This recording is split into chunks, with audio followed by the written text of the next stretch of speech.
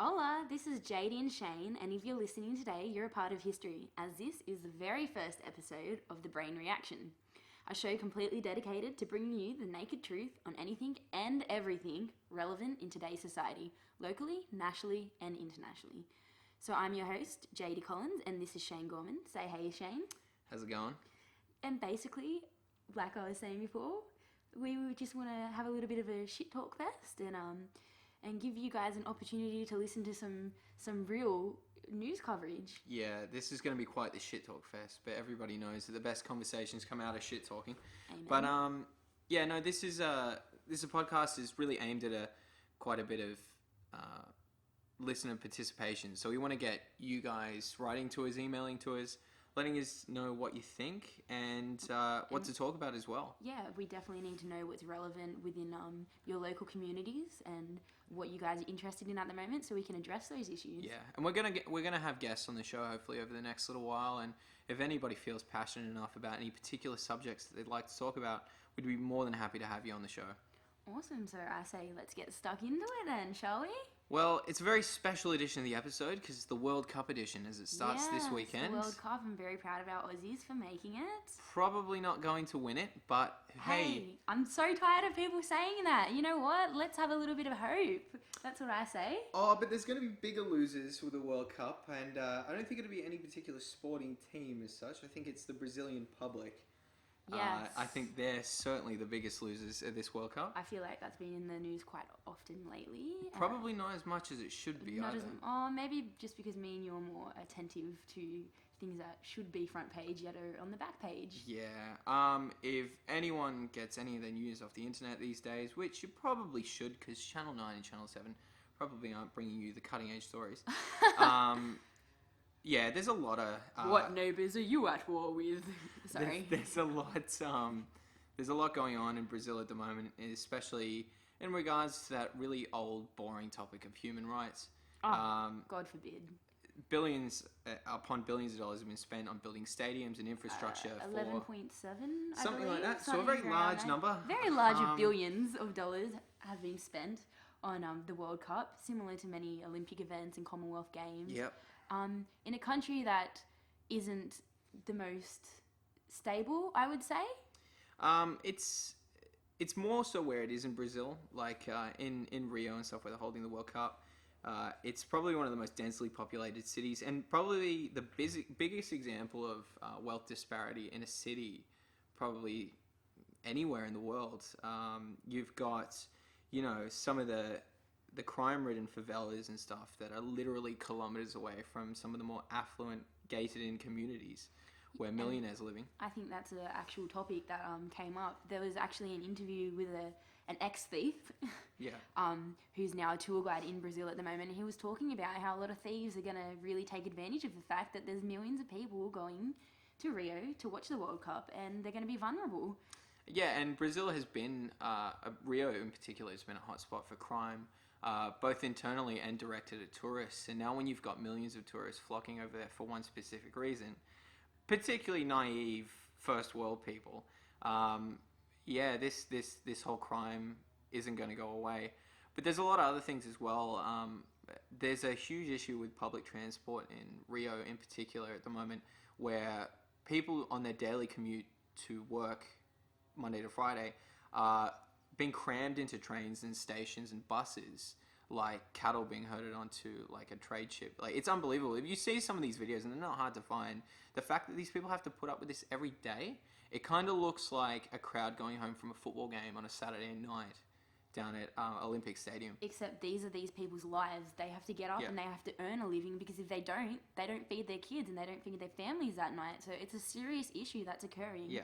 And it's one that's not being addressed because... and then when they see, so many billions of dollars being spent on stadiums that don't really do anything for you, the outrage when other issues... I think you came up with a statistic before. How many... 72% of the general public, probably higher than that, depending on who they actually surveyed. Oh, it's probably more like 90% really. Easily 90%, I would say. Actually not too happy with the government at the moment. Yeah. Surprised? I think not. Yeah, and... I think this is made example of in a lot of other places and a lot of other sporting games in the world as well. in the Winter Olympics in Sochi, Exactly. you had, like, Sochi isn't a particularly wealthy area of Russia. Not that it has many, but Sochi in particular is home to a lot of low-income earners. It's, relatively lower class compared to a lot of Russia. And we had whole apartment buildings worth of people being bulldozed out and moved out without any warning and any sort of compensation for that. Even the fact that some teams from around the world weren't willing to go to the winter games purely because the public was so outraged that there might be death threats or concerns about the safety of some of the Olympians. So I think that's also a major issue within the public of Rio, because if people are this angry, if we see them protesting on the streets and we know what they're going to do it when the games open. So yeah. And I hope they do. I hope they make it really difficult for the people going to go watch the World Cup. I hope they do as well. Because the World Cup and a lot of sporting collaborations like this are supposed to make example of, unity and peace around the world, people coming together. Because that's what they're for, right? Instead of going to war, we have these things like World Cups and Olympic Games and Commonwealth Games. You're meant to have these sort of events to celebrate healthy competition. And when you've achieved good things and when your society's got its shit together. You can't be throwing a party when someone's getting evicted out of their house because they can't pay their mortgage because they're sick. And it's exactly what's happening here. Like, you've got an entire city basically on its knees in poverty and through congestion and things like that. Yet we're holding the World Cup there amidst all of it. It's quite outrageous. But just in terms of protesting and things like that, it brings it back to everything that's been happening locally in Sydney lately and actually nationally around Australia. All the protests that are happening to do with the budget, to do with other things such as medicinal marijuana. I believe that you went to, Shane? Oh yeah, no, I was in Parliament for an introduction for a new medicinal cannabis bill. We could probably talk about that a little later on the episode, but this is really interesting what you're talking about now about protests, especially in Australia. There's been a real resurgence, I think, and I wasn't too sure whether it was just because of my age and now I'm more aware of it, but like looking into it now, I see that there are a bunch of kids that are willing to put their hands up and be like, hey, you know what? That's not right. We want that to change. And I think it's great. Yeah, it's the first time in Australia since probably the early 80s or the late 70s that we've seen movements like this on this scale, and it's just exploded. But it's not for no reason, and the same could be said for a lot of places around the world. But in particular here, like, we get ridiculed now, especially by the media, because they're so on our side and looking out for the good of us all. But they call us ferals, and they say the ferals are revolting.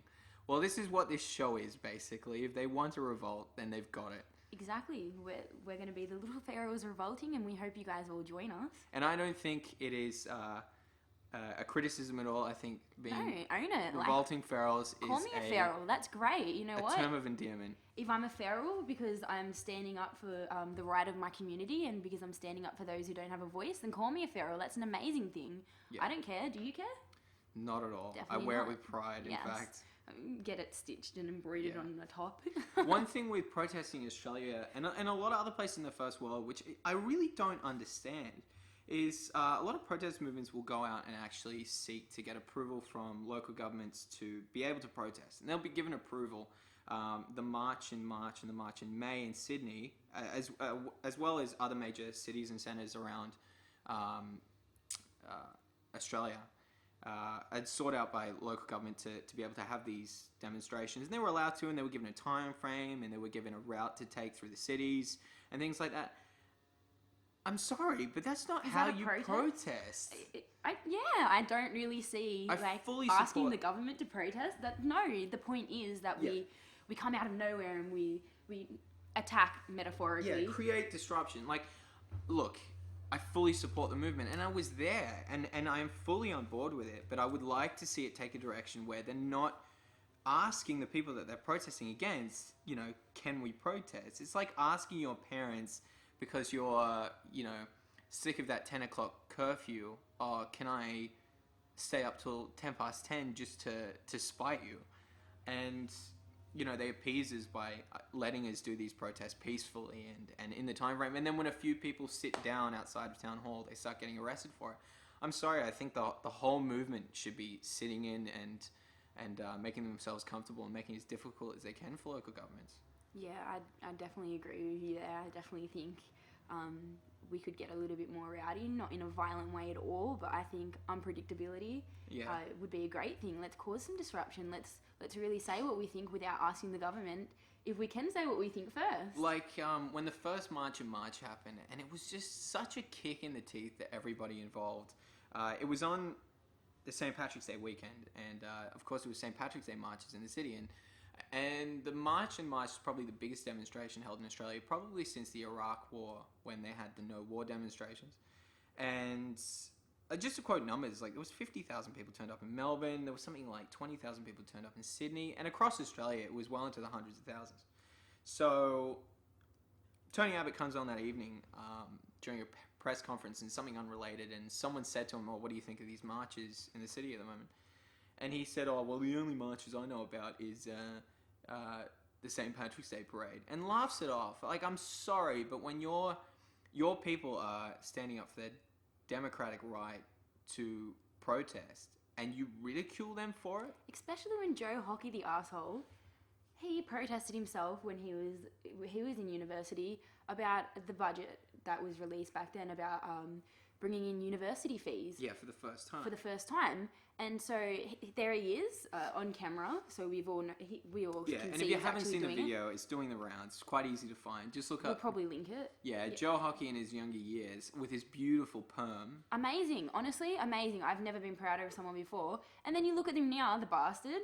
What is he doing to us? And surprised that we're upset about it. Honestly, get it together, Abbott. Yeah. Or like you look at with civil disobedience and stuff lately, and it's springing up all around the world. Like I think it was about 2 years ago, and the Occupy movement really kicked off, and it was the first time that people were really stepping up against things like corporate greed, wealth disparity, and just that whole 99% movement against the 1% of people that hold literally a very painful figure of 99% of the wealth throughout the world.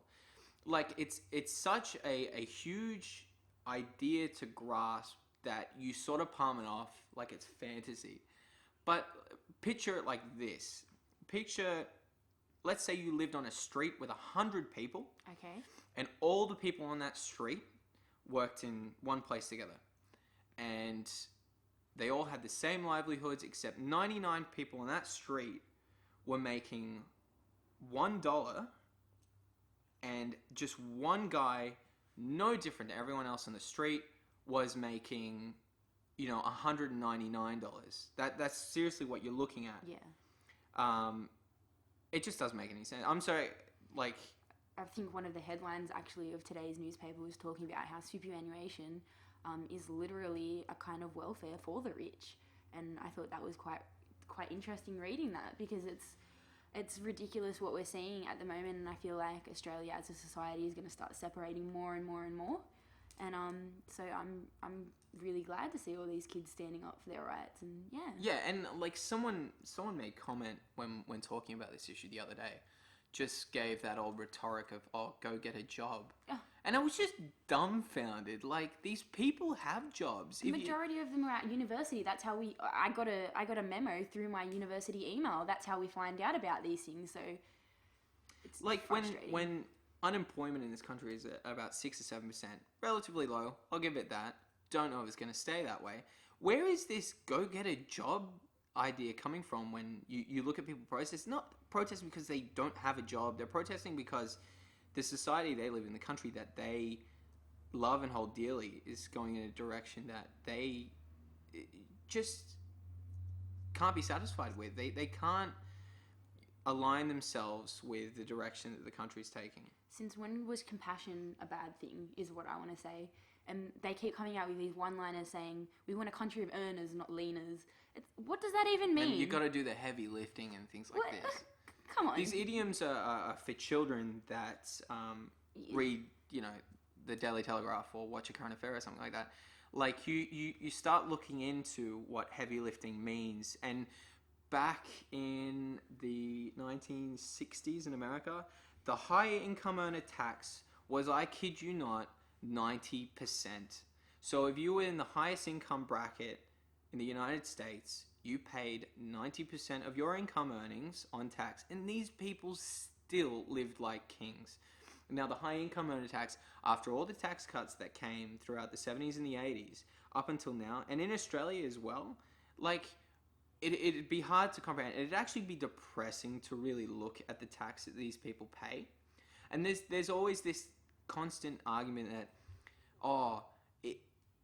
these rich people need to be rich because they create jobs. But if you're one person and you're hoarding $1 billion, that you're not spending that money. It's not like this rich guy is buying, with the wealth of 1 million people, is buying 1 million cars and 1 million homes and buying 1 million times more groceries than he needs to buy. So this money is tied up, whereas real economic growth comes from the middle class being able to have enough money to spend effectively and to be involved in the market. When you're allowing these people to hoard all this money for realistically no reason at all, you're locking that amount of money out of the market because it'll never see the light of day. Exactly. I don't think I have much more to say on that topic. Sorry, I get a bit riled up about that No, one. it was good. Yeah, I think you have lots of insight, and I think it's good to give kind of the public a bit more insight, because obviously we are being sheltered and we're being given this tunnel view of what is happening in the government at the moment, and it's like saying that we're in debt and all these things, and are we really? No, not particularly, no. Not when Australia is something like the 9th lowest spender in the oceanic region in terms of government spending. We've been the envy of the first world, not just the world, in our living standards, in our economic growth. And even now with Barack Obama saying that he envies our laws on guns, things like that. Like we have so many things in our country to be proud of, and Abbott is just making us seem like we have been living shit, and we haven't been. Yeah, well, and they make us feel like we've lived with this sense of entitlement, that we are, entitled to this kind of growth and this kind of move. But it's not arrogant to say that we are. Like, we built this country to a point where we've been able to live in the spoils of it, and there's nothing really wrong with that. If you part of development of society is if you don't do it in a greedy way, then you should be able to live in this world. Like, the founders of this country didn't work their tits off as convicts just so we could all live in the shackles of crippling debt and little opportunity and crippling laws. Yeah, to go out and not pursue a good education, a career, and a stable financial life. They built this country and worked their asses off, and either died as convicts or only experienced freedom in their final years, and certainly worked for it, so that their children and their descendants, us now, would be able to live a life that they wanted for us.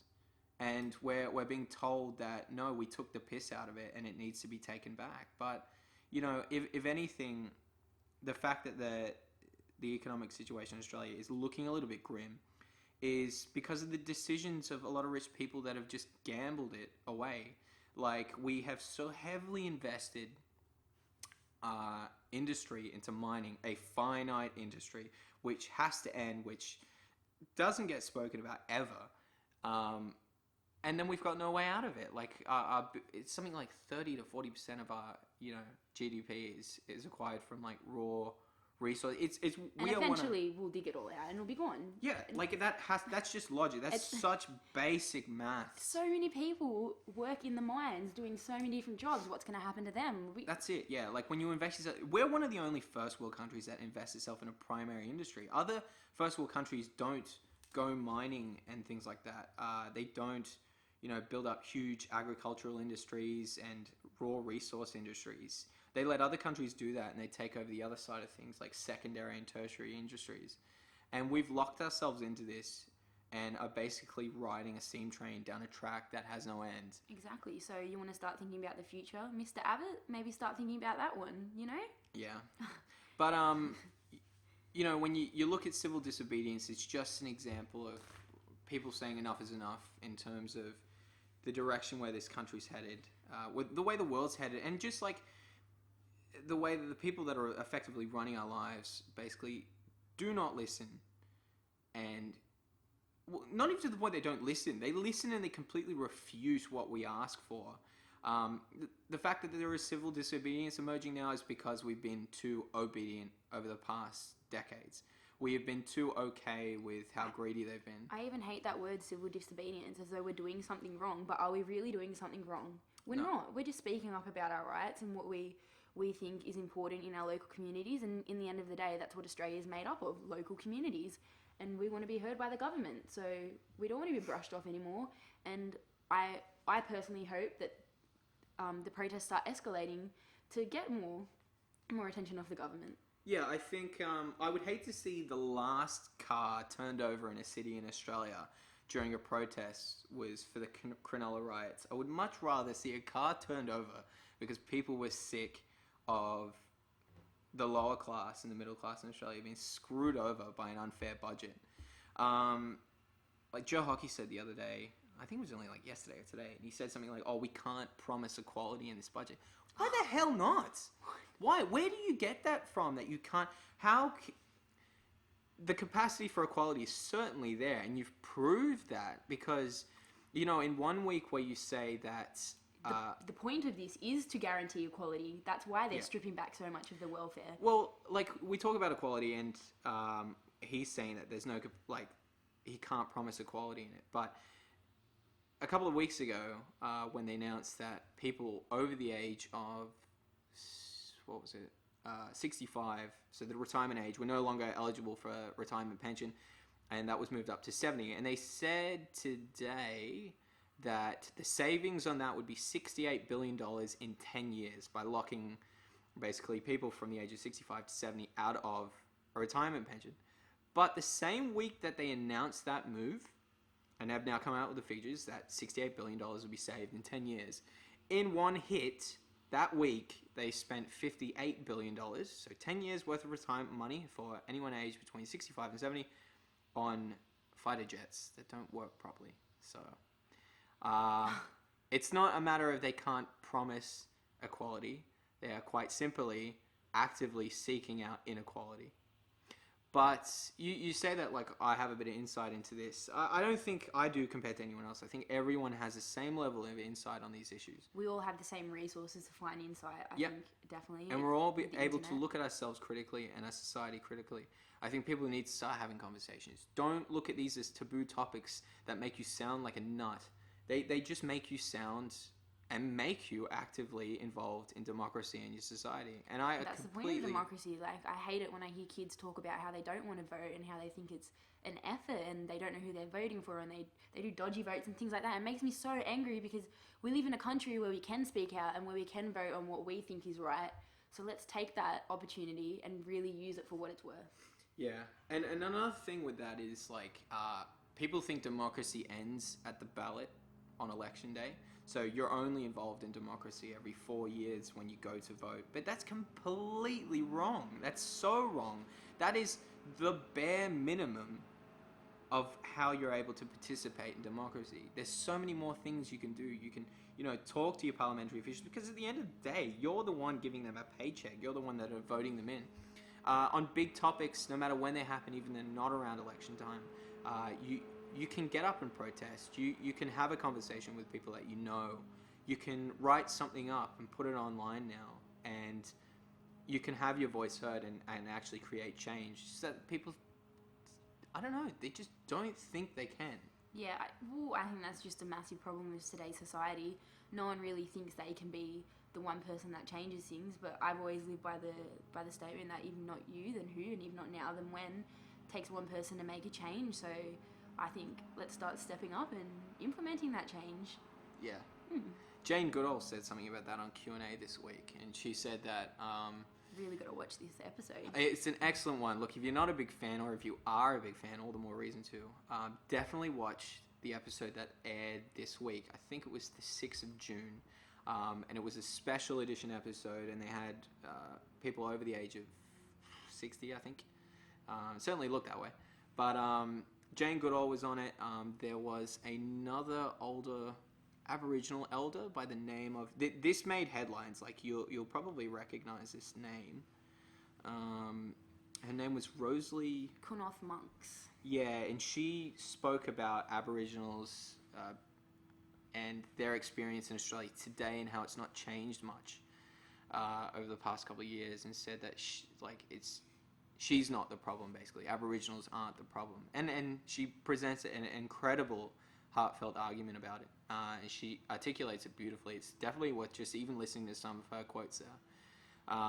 Jane Goodall said on the episode that, change really comes about from just your individual decision to participate in these things that you agree or disagree with, and to make a change on a personal level. Yeah, exactly. Like Jane Goodall herself created the institute that works to protect the famous chimpanzees of the Gombe National Park in Tanzania. If she didn't actively step up and say, you know what, that's an issue and I want to help out with it, then maybe that might have never happened, and maybe thousands of chimpanzees would have been lost to rainforesting. And and she was just one person, and look what she did. Like, when she started her journey as being a scientist studying chimpanzees and other primates and things, it was at a time where science firmly held the belief that animals were not only not intelligent but lacked any capacity for emotion and for anything deeper than just animal instincts. And she's completely proven not suggested otherwise, but she's completely changed the global view on how animals act and how we are a part of the whole animal kingdom, and how strikingly, say chimpanzees especially, are just like us.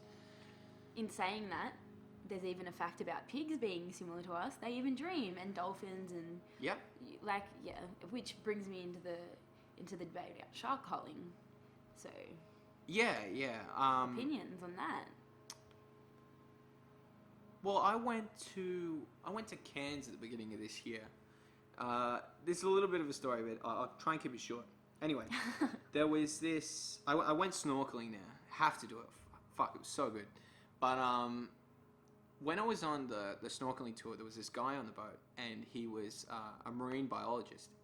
Most intelligent, most interesting, most passionate guy I've ever met. This guy, I'll never forget this guy. This guy was amazing. I know he does talks and stuff on marine biology. I will look him up, get his name, and see if there's any of his talks. We'll try and link it to you guys. Because this guy seriously changed my view on so many things that I believed about even marine animals. And he spoke about sharks, because it was at a time where I think they were just introducing the shark cull in Western Australia. So it was the beginning of this year.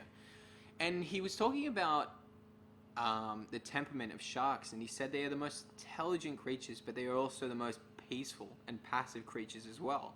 He said just because they look so mean and they're capable of so much damage, they're perceived as these really villainous animals. But he explained why they attack people and the kind of people that get attacked, and this was the most interesting part of it. So there's two kinds of people that get attacked. Now, let's remember the figures on this. Less people are attacked by sharks than... there was some other ridiculous statistic. I think more people are killed by ants than sharks. You're joking. Oh, yeah, no. Dead set. But he said that there's two kinds of people that get attacked by sharks predominantly, and it's surfers and bodyboarders are one. So, and the reason for that is, it's pretty easily to assume that people on boogie boards and surfboards, they look like seals, or they look like other animals, and they get targeted for that. Now, the other group of people that get attacked are spearmen, like spear gun fishermen. Now, if you don't know how a spear gun fisherman fishes, they tie weights to their belt with a scuba tank on. They go to the bottom of the seafloor. Yeah, and they stay there.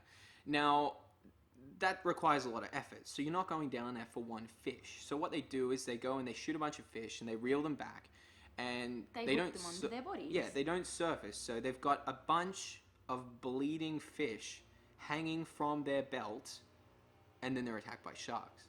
But there's another thing that's typical of both these groups is they wear wetsuits.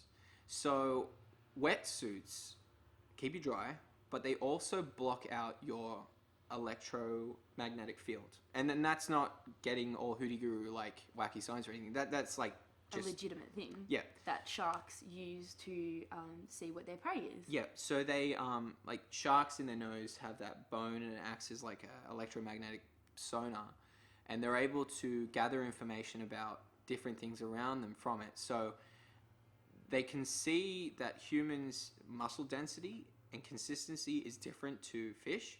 Like we have very firm, tight muscles. They're a lot denser.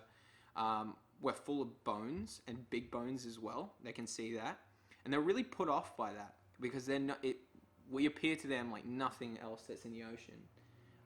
Electroreception, I think it's called, and so they actively stay away from us if they can see us like that. But if we're wearing wetsuits, they've got no idea.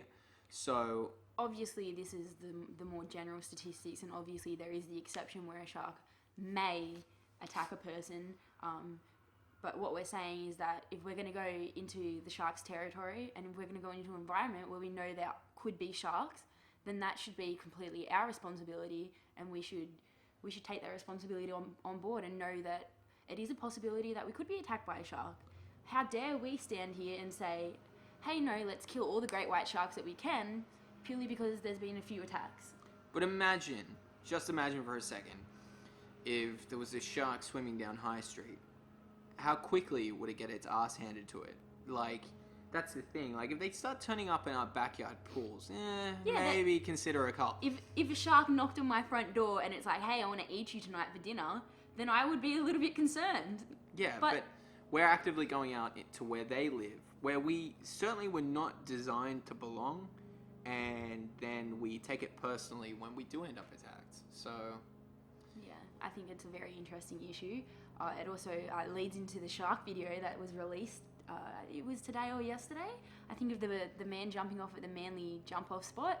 Basically, we're not sure if it's a hoax video or not yet, but it's certainly looking like it at the moment. It looks a bit put on when the guy screams out "Shark, shark!" But anyway, that's not the point. Basically, this guy jumps into the Manly jump off point with his GoPro, and there's a great white shark just kind of swimming around him, sussing him out, and doesn't actually attack him. Yeah, like the video says, "Oh, shark attack," but it's not an actual attack. If this is real, like the shark just comes up and kind of just looks at him and swims away, like which really is interesting. Which could go back to what you were saying. The man didn't actually have a swim. He didn't have a wetsuit on. No. So maybe the shark was just sussing him out, seeing what's happening, and swims away. So I think it's I think it's a very relevant kind of video for that topic. If the shark wanted to eat him, he would have. Yeah, and it's like with a lot of simple as that. It's like with a lot of predatory animals. I would probably go as far to say maybe lions and tigers will actively seek to fuck you up because they know damn well that they can. But other animals that aren't as perceptive as of the world around them, like humans, are quite self-preserving. So if something like a shark, or even a box jellyfish for that reason, sees something it's not familiar with and has never gone up against, it's not really going to go up to it and try and take it on. That's it, because what's it going to risk for a little bit of food? And when they look at us, they don't see much meat on us compared to like how much meat you can get out of a fish. Or a seal. For the size of it. Or a seal, yeah. But it knows that any damage it takes in from, going to try and get a meal out of it,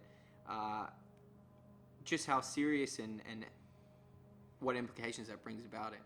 And you know what? I think this whole shark debate just clearly outlines how much Tony Abbott doesn't give a shit about Australia's environmental issues the world's environmental issues that are seriously starting to damage things in an environment. Yeah. And that's something to do with state government as well. Like that's Western Australia, their state parliament that's been able to enact these laws and the shark hull. But this comes back to the whole civil disobedience thing, because like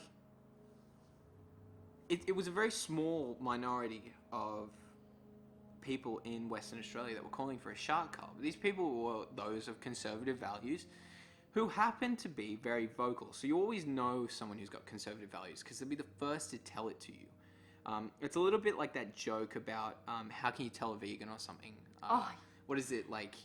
Don't worry, they'll tell you first. Let's just clear the air. I'm actually a vegan myself. And a vegetarian here as well. But, like conservative people tend to be quite vocal in their beliefs, and they tend to be the ones to stand up and cause a scene when they disagree with something. So it makes them seem inadvertently like a very large majority, when in fact they're not. And it's the people that have more progressive and compassionate views that tend not to speak up, unfortunately, about it until it really blows up and you get protests like you see now. It's kind of maybe a bit too late, and a few hundred sharks have been culled already. So this is another objective of this show. Like, start realizing that you're certainly not a minority. In fact, you're unfortunately probably a bit of a silent majority, and you really need to start discussing it with people that you share views with, finding groups that share your beliefs and making it vocal and becoming that not so silent majority anymore. Exactly, I completely agree. But yeah, so just back to the Tony Abbott environmental views that I was just talking about before. Did you see on the news all the wish-wash that he was talking about with the Canadian Prime Minister? I couldn't believe it. Oh, because unbelievable. All right, I have to say this. Last year, and let's remember, the guy hasn't even been in for 9 months, and look at the shit he has caused in 9 months. Look at how much Australia's changed. You know what? Maybe he's this undercover guy who's secretly trying to get all of Australia active and starting to get democracy in action happening. I highly by doubt acting that. like an arsehole. Unfortunately, he's probably not. Unfortunately, he probably maybe is he's just an secretly arsehole. the devil. Maybe. But he, when he got into power, I said to myself, it's not going to be the end of the world. He'll be in for 4 years. It's just the Prime Minister. And he'll blow over and we'll get back on track. It'll just be a little bit of shit to put up with for a few years. No. After the other day, when he was in Canada, I am actually starting to take seriously the notion that he could bring about the end of the world. Not through some sort of nuclear war or some... It's going to be a very slow death, and we're all going to die due to serious environmental issues. But he could be actively bringing about such a situation. Like, he went and during he's going through a world tour at the moment. So whoever let him out of the country... at a time such as should this. be fired. Yeah. The man can't even present himself domestically without making a fool of himself. And Joe Hockey definitely should not have been left in charge. Thank God he stayed at home anyway. We wouldn't want two of those guys. It'd be like Dumb and Dumber 2. But feeding off each other. So he's overseas. He already made a complete fool of himself in France. Let's not go into that one. And then he made his way over to North America, and he's seen the Canadian Prime Minister, who's also a bit of a dick. And a lot of Canadians will openly tell you that. So he had a conversation with the Canadian Prime Minister and sought to create an international movement of governments against climate action. So not only... It's almost comical. It really is. Like, I cannot believe it. Like, it's like something out of that parody news station, The Onion. It's like... Okay, in Australia, he's against climate action. Pretty pissed off about that, but I suppose I can deal with it for a few years.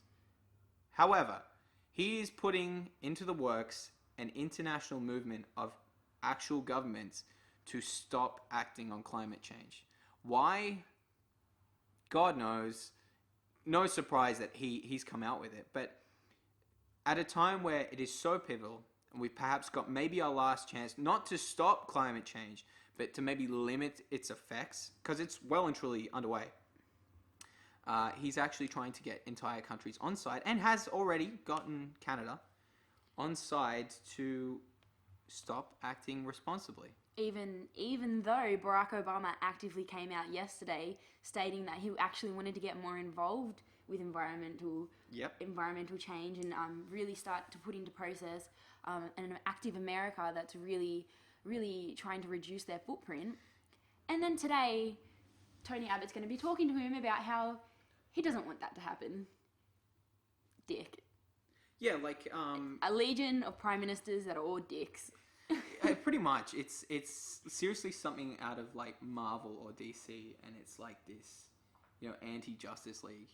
But like when you've got he keeps saying like, no responsible countries enacting things like carbon taxes and stuff. He obviously hasn't traveled around much, because you've got countries like Germany, you've got countries like Germany, Japan, England, it's like Finland, Norway, of course all the responsible European countries, who have already adopted carbon tax plans and other emissions trading schemes. And we had one first, let's not forget that. But he's trying to scrap that for some reason, and his government has basically stated that they will not rest until the fate of humanity is completely at peril by our complete inaction to do anything about climate change in this country. Yeah, so I'm just reading a direct quote of what he actually said alongside Mr. Harper, the Prime Minister of in Canada, in the Parliament House in Ottawa. He actually said, yeah, we should do what we reasonably can to limit emissions and avoid man-made climate change, but we shouldn't clog the economy. Is that all you think about? Honestly, is that all you think about? But if he's money? thinking about that, like, doesn't he understand that? I'm sorry, like a man of There his isn't going to be position- an economy if we don't change now. Oh, and let's just quietly add in there that his Minister for the Environment is a climate denier. Yep, that is like, I don't even know a good analogy for that. That's like It's like Catholic schools still not teaching safe sex because it's like a real estate agent who lives in a tent. Like, it's not normal. Like, oh well, hang on. Sorry, it's no surprise considering Tony Abbott, the man who said that women's place is in the kitchen, is the Minister for Women. There's facts. There are facts, people, that there are serious environmental issues. You can't deny the hard-hitting, naked, raw facts. And for this guy to say that climate change isn't necessarily a real thing, what the fuck are you doing in my parliament? It's the weight of the entire scientific community. They came out with a figure the other day that 97% of climate specialists are in favor of the idea that climate change is real and action needs to be immediate. 97%. And they said that the deviation of error there in that calculation was give or take 1%. So at the very least, 96% of climate specialists agree that climate change is real and needs to be acted upon. And at the worst case, 98% actually agree on it. So this 2% of phenomenal specialists whose opinion outweighs the other 97 or 98% of the scientific community have been taken so seriously in Australia, leads you to believe that, and of course, like, we have no Minister for Science and have money being ripped completely out of science in Australia, leads you to believe that there's just a direct assault on, anything reasonable in this country anymore. Exactly. Like another quote I was just reading then as you were speaking, Shane. It says, it's not that we don't seek to deal with climate change. No country is going to undertake action on climate change, no matter what they say. They're going to deliberately destroy jobs and growth in their country, and we're just a little more frank about that. How is that frank? How is that even where is the logic in that? He needs to back that up if he's making these outlandish claims. As stupid as calling us a country that relies solely on entitlement. It's just like, where is this coming from? They worked out this year, the World Bank came out with figures saying that the renewable energy industry globally in the next 5 years is going to grow by $2 trillion. That is twice the GDP of Australia, nearly. Cannot even imagine how many houses I could buy in Bondi for that. Like 4 or 5 or something. But maybe with a pool, maybe not. So to not want to get on board with that, like, you're locking yourself out of one of the biggest opportunities. Like, we haven't seen, like, an opportunity to completely overhaul and boost your economy like this since the industrial age, since people were like, oh shit, we can chuck coal into stuff and it does things. This is happening again, and we're locking ourselves out of it. I'm sure this probably happened during the industrial age, where people were like, no, it's the devil's work, let's not go there. Yeah, like the flat earth theory, which is actually what Bill Shorten called Mr. Abbott, a flat earth theorist. Yeah, essentially. And to not take action on climate change, an independent economic commission in Australia came out with figures that the Australian economy would be hindered $20 billion if we don't make the current outline for climate action in the next 5 years in Australia. So not only will we not get in on the $2 billion that's going to get shared around globally, $2 trillion, we will ourselves lose 20 in losses of productivity and having to deal with the effects of climate change. I'm at a loss for words. Yeah. I don't think I need to explain this to you guys anymore. I think we've talked about it quite in depth. If anybody has some incredibly life-changing evidence to suggest otherwise, please, we will have you on the show if you can, in hard facts, explain to us firm reasons why in the short and long term that climate action should not be made is a good idea. Let us know, because we'd be interested in those views. Look, one of the ideas of this show is to be open-minded. And we try our very best, and I try my best on a daily basis to be open-minded in light of the government that we have. But you can't. It's very hard to be. But no, the facts. we would like to stay open-minded about it. So we would like to have the debate. This is our first episode, and we're really just going on with very little participation from our listeners. Obviously none, because you're only listening to the first time now. But hopefully that will start to improve over the episodes. Yeah. And we obviously want to get you guys involved. And any informed views are really going to be taken seriously, taken into account, and presented in our arguments and our discussions here. It's not going to be as one-sided once people start getting involved. And I'm sure there's going to be a lot of topics that are more grey than some of the ones that we've overviewed so far in this episode. And even if you wanna show us on Instagram, or if you wanna share with us things on Twitter or Facebook, feel free to do so. Hashtag on Instagram Brain Reaction, and we'll check that out. If you think there's a funny headline on the newspaper or something outrageous in your community happening, let us know, because we want to know about these things. Because you know what, we're gonna start a revolt. Help us Revolt. mold this show. This has purely been a very one-segmented show, just a shit talk fest, which is We hope good. you enjoyed it. We hope we gave you a little bit of insight. But help us come up with segments. Help us work out a way of being able to divide the show to cover topics that everyone wants to hear. We're happy to review things in all forms of media. We're happy to talk about more lighthearted things, and we're happy to talk about these more pressing issues. And maybe talk about shit that isn't particularly, politically affiliated. We just talk about life like and the shit incest and family science. that was in the southwest suburbs. Here we fucking go. Oh, don't even get me started on this. Topic. For lighthearted, I don't know if we'd call it lighthearted, because these are people's lives. But I just like to say, it's a little bit fucked up. And when I first heard about it, I was kind of shocked. And no, everyone listening, you probably are thinking at the moment, what's all this about? Just an incest family. No, you probably remember this. It made headlines. What was it? Maybe a year ago? Was it even a year ago? Probably I not. wouldn't even go for but a few months. It fell out of the news within a week. So random. So bloody random. But go, explain what it was. So, a cult of incest family, so a whole bunch of incest people, pretty sure there was 38 family members, including children, that were actually going to schools and things like this, found in the southwest. The actual location wasn't given specifically because protection laws, etc.